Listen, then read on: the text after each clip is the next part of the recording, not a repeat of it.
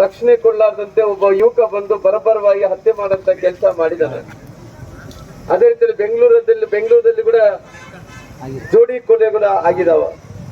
ಇವತ್ತು ಎಲ್ಲಿ ನೋಡಿದ್ರೆ ಕೂಡ ಸರ ಕಳ್ತನ ಮಾಡಂತ ಮಂದಿ ಜಾಸ್ತಿ ಆಗ್ಬಿಟ್ಟಿದಾರ. ಒಂದು ಕಡೆ ಮನೆಯಲ್ಲಿ ಕಳ್ತನಗಳು ಜಾಸ್ತಿ ಆಗ್ಬಿಟ್ಟವ. ಇವತ್ತು ಯಾರ್ಯಾರು ಕೂಡ ರಕ್ಷಣೆ ಇಲ್ಲಾರ್ದಂತ ಪರಿಸ್ಥಿತಿ ಸರ್ಕಾರ ಬಂದು ತಲುಪಿದೆ. ಕಾನೂನಿನ ಸುವ್ಯವಸ್ಥೆ ಸಂಪೂರ್ಣವಾಗಿ ಹದಗೆಟ್ಟಿಗೆ ಹೋಗ್ಬಿಟ್ಟಿದೆ. 1.5 ವರ್ಷದಲ್ಲಿ ಯಾವುದೇ ಕೆಲಸಗಳು ಆಗ್ತಾ ಇಲ್ಲ. ಈ ಸರ್ಕಾರ ಬಂದಿದ್ದೇ ಒಂದು ತಡೆ ಆಗ್ಲಿ, ಇವತ್ತು ಎಲ್ಲವನ್ನು ಕೂಡ ಸಂಪೂರ್ಣವಾಗಿ ನಿಂತು ಹೋಗಂತ ಕೆಲಸಗಳು ಆಗಿದಾವ.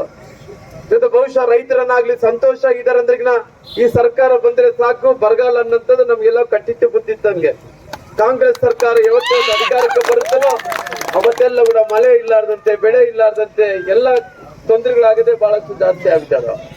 ಬಹುಶಃ ನೀವೆಲ್ಲರೂ ಕೂಡ ನೆನಪು ಮಾಡ್ಕೋ, ಭಾರತೀಯ ಜನತಾ ಪಾರ್ಟಿ ಸರ್ಕಾರ ಇದ್ದಂತ ಟೈಮಲ್ಲಿ ಈ ಭಾಗದಲ್ಲಿದ್ದಂತ ಕೆರೆ ಮುದೇನೂರು ಕೆರೆಗೆ ಸುಮಾರು 10 ಕೆರೆಗಳನ್ನ ನೀರು ತುಂಬಬೇಕು ಅನ್ನಂತ ಸಂಕಲ್ಪ ಮಾಡಿದಂತ ಟೈಮಲ್ಲಿ ಮುದೇನೂರು ಕೂಡ ಒಂದು ಕೆರೆಗೆ ಕೂಡ ಅವತ್ತು ನೀರು ತುಂಬಿಸಂತ ಕೆಲಸ ಅವತ್ತು ಭಾರತೀಯ ಜನತಾ ಪಾರ್ಟಿ ಅವತ್ತು ಕೆರೆಗಳು ತುಂಬಿರೋ ಕಾರಣ ಈ ಭಾಗದಲ್ಲಿ ಹೆಚ್ಚು ಜನರಿಗೆ ಅಂತರ್ಜಲ ಜಾಸ್ತಿ ಆಗಿದೆ, ಬೋರ್ವೆಲ್ಗಳು ರಿಚಾರ್ಜ್ ಆಗಿದಾವ. ಈ ಭಾಗದಲ್ಲಿ ನೀರಾವರಿ ಪ್ರದೇಶ ಕೂಡ ಜಾಸ್ತಿ ಆಗಿದೆ. ಈ ಭಾಗದಲ್ಲಿ 2 ಬೆಳೆ ತಗೊಂತ ಇದ್ರಿ ಅಂದ್ರೆ ಅದು ಭಾರತೀಯ ಜನತಾ ಪಾರ್ಟಿ ಅನ್ನಂತದ್ದು ಕೂಡ ತಾವೆಲ್ಲರೂ ಕೂಡ ನೆನಪು ಮಾಡ್ಕೋಬೇಕು.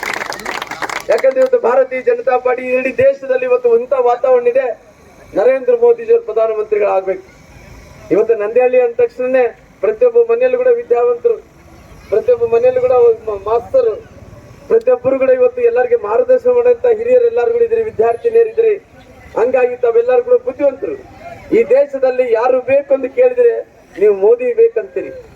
ಇವತ್ತು ನಿಮ್ಮೆಲ್ಲರೂ ಕೂಡ ಒಂದು ಏನಂದ್ರಿಗಿನ ವ್ಯಕ್ತಿಗಿನ ಪಕ್ಷ ದೊಡ್ಡದು, ಪಕ್ಷಕ್ಕಿನ್ನ ದೇಶ ದೊಡ್ಡದು ಅನ್ನಂತ ರೀತಿಯಲ್ಲಿ ತಾವು ನಂದಿಹಳ್ಳಿ ಈ ಪಂಚಾಯತಿಯಲ್ಲಿ ವ್ಯಾಪ್ತಿರುವಂತ ಜನರು ಯಾರನ್ನ ಹೋಗಿ ಕೇಳ್ರಿ, ಮೊದಲನೇ ಆದ್ಯತೆ ದೇಶ, 2ನೇ ಆದ್ಯತೆ ಮೋದಿ, 3ನೇ ಆದ್ಯತೆ ಪಾರ್ಟಿ.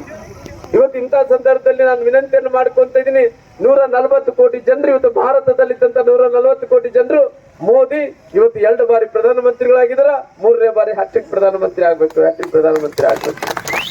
ಇವತ್ತು ನರೇಂದ್ರ ಮೋದಿಜಿಯವ್ರನ್ನ ನೋಡ್ರಿ, ಇಡೀ ದೇಶದಲ್ಲಿ ನಾನು ಮೊನ್ನೆನೆ ನಾನು ನೋಡ್ತಾ ಇದ್ದೆ, 1 ವರ್ಷದ ಹಿಂದ್ಗಡೆ ಉಕ್ರೇನ್ ಮತ್ತು ರಷ್ಯಾ ಯುದ್ಧವನ್ನು ನಡೀತಾ ಇದೆ. ಉಕ್ರೇನ್ ಮತ್ತು ರಷ್ಯಾ ಯುದ್ಧ ನಡೆಯುವಂತ ಟೈಮಲ್ಲಿ ನಮ್ಮ ಭಾರತದ ಮಕ್ಕಳು ಕೂಡ ಅಲ್ಲಿ ಸಿಗಾಕೊಂಡಿದ್ರು. ಬಹಳಷ್ಟು ಮಂದಿ ಮಕ್ಕಳು, ಓದ್ಕೊಂಡಿರುವಂತ ಮಕ್ಕಳು ಉಕ್ರೇನ್ದಲ್ಲಿ ಮೆಡಿಕಲ್ ಸೀಟು, ಇಂಜಿನಿಯರ್ ಸೀಟು ಕಡಿಮೆ ರೇಟಲ್ಲಿ ಸಿಗ್ತಾವ ಅಂತೇಳಿ ಮಕ್ಕಳೆಲ್ಲರೂ ಕೂಡ ಅಲ್ಲಿ ಹೋಗಿ ಓದ್ಕೊಂತಾರ. ಅದು ಓದ್ಕೊಂಡಂತ ಟೈಮಲ್ಲಿ ರಷ್ಯಾ ಮತ್ತು ಉಕ್ರೇನ್ ಯುದ್ಧ ಆಗಂತ ಟೈಮಲ್ಲಿ ಬಂಕರ್ ಅಲ್ಲಿ ಮಕ್ಕಳು ಸಿಗಾಕೊಂಡಿದ್ದಾರೆ, ವಾಪಸ್ ತಗೊಂಡ್ಬರ್ಬೇಕಂತೇಳಿ ಭಾರತೀಯರಿಗೆ ಎಲ್ಲರೂ ಪ್ರಯತ್ನ ಮಾಡಿದಂತ ಟೈಮಲ್ಲಿ ನರೇಂದ್ರ ಮೋದಿಜಿಯವರು ಗಮನಕ್ಕೆ ಬಂದ ತಕ್ಷಣ ನರೇಂದ್ರ ಮೋದಿಜಿಯವರು ರಷ್ಯಾ ಮತ್ತು ಉಕ್ರೇನ್ ಯುದ್ಧವನ್ನು 2 ತಾಸು ಯುದ್ಧವನ್ನು ನಿಲ್ಲಿಸಂತ ಕೆಲಸ ಮಾಡ್ತಾರೆ. ಪುನಃ ಮಕ್ಕಳೆಲ್ಲರೂ ಕೂಡ ವಾಪಸ್ ಕರ್ಕೊಂಡ್ ಬರ್ತಾರ. ಹೆಂಗ್ ಕರ್ಕೊಂಡ್ ಬರ್ತಾರ?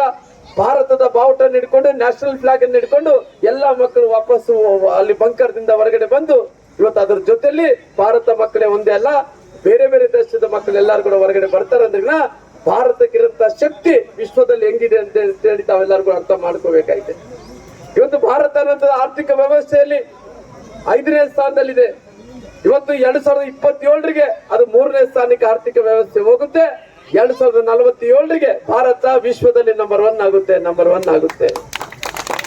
ಅದಕ್ಕೋಸ್ಕರವಾಗಿ ನಾನು ವಿನಂತಿಯನ್ನು ಮಾಡ್ಕೊಂತ ಇದ್ದೀನಿ, ನರೇಂದ್ರ ಮೋದಿಜಿ ಪ್ರಧಾನಮಂತ್ರಿ ನನ್ನ 400 ಸೀಟ್ಗಳನ್ನು ತಗೋದ್ ಮೂಲಕ ಇವತ್ತು ಪ್ರಧಾನಮಂತ್ರಿ ಪ್ರಮಾಣ ವಚನ ಸ್ವೀಕಾರವನ್ನು ಮಾಡಂತ ಟೈಮಲ್ಲಿ ನಿಮ್ಮ ಶ್ರೀರಾಮನ, ನಿಮ್ಮ ಮನೆಯ ಮಗ, ನಿಮ್ಮ ತಮ್ಮ, ನಿಮ್ಮ ಅಣ್ಣ ಅವತ್ತು ಪ್ರಮಾಣ ವಚನ ಸ್ವೀಕಾರ ಮಾಡಂತ ಸಂದರ್ಭದಲ್ಲಿ ನಾನು ಕೂಡ ಅಲ್ಲಿ 400 ಸ್ಥಾನದಲ್ಲಿ ಒಬ್ಬನಾಗಿ ಪ್ರಮಾಣ ವಚನ ಸ್ವೀಕಾರ ಮಾಡಂತ ಸಂದರ್ಭದಲ್ಲಿ ನಾನು ಕೂಡ ಎದುರುಗಡೆ ಕುಂತು ನಿಮ್ಮ ಶ್ರೀರಾಮುಲು ಅಲ್ಲಿ ಇರಬೇಕು ಅನ್ನೋಂಥದ್ದು ನಾನು ವಿನಂತಿಯನ್ನು ಕೂಡ ಮಾಡ್ಕೊಳ್ತೇನೆ. ಅದಕ್ಕೋಸ್ಕರವಾಗಿ ಉದಾಹರಣೆಯಾಗಿ ಇಂಥ ವಿಚಾರಗಳು ತಗೊಂಡಂತ ಟೈಮಲ್ಲಿ ಕೋವಿಡ್ ಬಂದಂತ ಟೈಮಲ್ಲಿ ಕೂಡ ನೋಡ್ರಿ, 2021 ಇಸ್ವಿದಲ್ಲಿ ಕೋವಿಡ್ ಬಂದಂತ ಟೈಮಲ್ಲಿ ಕೂಡ ಅವತ್ತಿನ ಸಂದರ್ಭದಲ್ಲಿ ಎಷ್ಟೋ ಮಂದಿ ತೀರ್ಕೊಂಡೋದ್ರು. ಆದ್ರೆ ನರೇಂದ್ರ ಮೋದಿಜಿಯವರು ವ್ಯಾಕ್ಸಿನ್ ಅನ್ನು ತಯಾರು ಮಾಡಿದಂತ ಟೈಮಲ್ಲಿ ಕಾಂಗ್ರೆಸ್ ರಾಹುಲ್ ಗಾಂಧಿ ಅವರೆಲ್ಲ ಹೇಳ್ತಾ ಇದ್ರು, ಅದ್ರ ವ್ಯಾಕ್ಸಿನ್ ಅನ್ನು ತಗೋಬೇಡ್ರಿ, ಸತ್ತೋಗ್ತಿರಿ, ನಪುಂಸಕರ ಆಗ್ತಿರಿ, ಅವ್ರು ತಗೊಂಡ್ರೆ ಅಂಗಾಂಗಗಳು ವೈಫಲ್ಯ ಆಗ್ತಾವ ಅಂತೇಳಿ ಅಪಪ್ರಚಾರ ಮಾಡಿದ್ರೆ ಕೂಡ ನರೇಂದ್ರ ಮೋದಿಜಿ ಒಂದೇ ತೀರ್ಮಾನ, ಇನ್ನು ಮುಂದೆ ಭಾರತದಲ್ಲಿದ್ದಂತ ಯಾವ ಒಂದು ವ್ಯಕ್ತಿ ಸಾಯಬಾರ್ದನ್ನಂತ ಕಾರಣದಿಂದ ಅದು ಪ್ರಯೋಗ ಜನರ ಮೇಲೆ ಮಾಡಕ್ ಹೋಗ್ಬೇಡ್ರಿ, ಆ ಮೊದಲನೇ ವ್ಯಾಕ್ಸಿನ್ ನನಗೆ ಹಾಕ್ರಿ ಅಂತೇಳಿ ನರೇಂದ್ರ ಮೋದಿಜಿಯವರು ಮೊದಲನೇ ವ್ಯಾಕ್ಸಿನ್ ಹಾಕುವಂತಾರ. ಅವತ್ತಿನ ಸಂದರ್ಭದಲ್ಲಿ ವ್ಯಾಕ್ಸಿನ್ ತಯಾರು ಮಾಡಿ ನಮಗೆ ವಿಶ್ವಾಸನ ಮೂಡಿಸಿ ಎಲ್ಲರಿಗೂ ಕೂಡ ಉಚಿತವಾಗಿ ರೊಕ್ಕ ಇಲ್ಲಾರ್ದಂತೆ ಎಲ್ಲರಿಗೂ ಕೂಡ ಎರಡು ವ್ಯಾಕ್ಸಿನ್ ಅನ್ನು ಕೊಟ್ಟು ನಮ್ಮ ಜೀವವನ್ನು ಉಳಿಸಿದಂತ ವ್ಯಕ್ತಿ ನರೇಂದ್ರ ಮೋದಿಜಿಯವರು. ಅದೇ ರೀತಿ ಜಮ್ಮು ಕಾಶ್ಮೀರದಲ್ಲಿ ಇವತ್ತು ತಾವು ನೋಡಿ ಎಷ್ಟು ಸಂತೋಷದಿಂದ ಆ ಭಾಗದಲ್ಲಿದ್ದಂತ ಜಮ್ಮು ಕಾಶ್ಮೀರದಲ್ಲಿ 370 ಕಾನೂನು ಆರ್ಟಿಕಲ್ ತೆಗಿಬೇಕಂದೇಳಿ ಎಷ್ಟೋ ವರ್ಷಗಳ ಪ್ರಯತ್ನ ಮಾಡಿದ್ರು, ಯಾರು ಕೂಡ ತೆಗಿಲಿಕ್ಕಾಗ್ಲಿಲ್ಲ. ನರೇಂದ್ರ ಮೋದಿಜಿಯವರು ಪ್ರಧಾನಮಂತ್ರಿಗಳಾದ ನಂತರ ಇವತ್ತು ಜಮ್ಮು ಕಾಶ್ಮೀರದಲ್ಲಿ 371 ಆರ್ಟಿಕಲ್ ತೆಗೆದ ಮೂಲಕ ಆ ಭಾಗದಲ್ಲಿದ್ದಂತ ಜನ ಎಷ್ಟು ಸಂತೋಷ ಆಗಿದ್ದಾರೆ ಅಂದ್ರೆ ಅವ್ರ ರಾಜ್ಯಕ್ಕೆ ಒಂದು ರೀತಿ ಇಂಡಿಪೆಂಡೆನ್ಸ್ ಬಂದಂತ ಸಂತೋಷವಾಗಿ ಕೂಡ ಇದ್ದಾರೆ. ಹಂಗಾಗಿ ಇವತ್ತು 500 ವರ್ಷಗಳ ಕಾಲ ಸನಾತನ ಧರ್ಮದಿಂದ ಏನು ರಾಮ ಮಂದಿರ ಆಗಬೇಕೆಂದೇಳಿ 500 ವರ್ಷಗಳ ಕಾಲ ಹೋರಾಟ ಮಾಡಿ ಅನೇಕ ಮಂದಿ ಹೋರಾಟದಲ್ಲಿ ಪ್ರಾಣ ತ್ಯಾಗವನ್ನು ಮಾಡಿದ್ರು. ನರೇಂದ್ರ